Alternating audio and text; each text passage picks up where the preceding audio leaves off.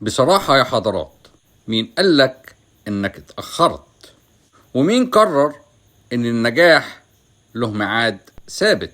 تفتح الموبايل تلاقي ناس سبقانة بخطوات، واحد وصل وواحد كبر، ونبص لنفسنا ونقول وأنا، ونبدأ نجري مش علشان عايزين نوصل، نجري علشان خايفين نبان متأخرين.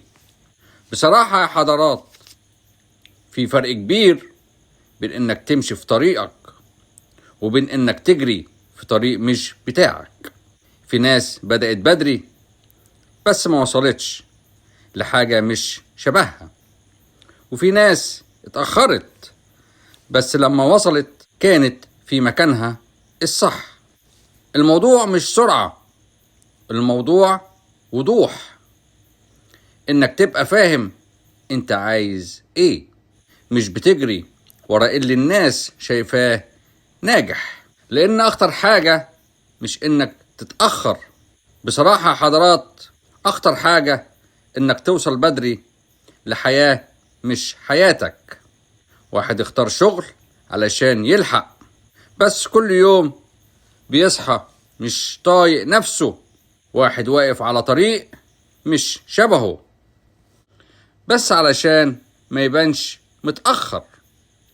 والسؤال هنا، هل انت بتلحق مين؟ نفسك ولا صورة رسمها لك حد تاني؟ بصراحة يا حضرات، يمكن التأخير اللي انت فيه شايفه ضعيف هو في الحقيقة حماية من قرار غلط، من طريق مش بتاعك، من حياة هتندم عليها بعدين. يمكن انت مش متأخر، يمكن انت بس بتاخد وقت علشان توصل صح. وفي النهاية مش مهم توصل امتى، المهم لما توصل تكون وصلت لنفسك.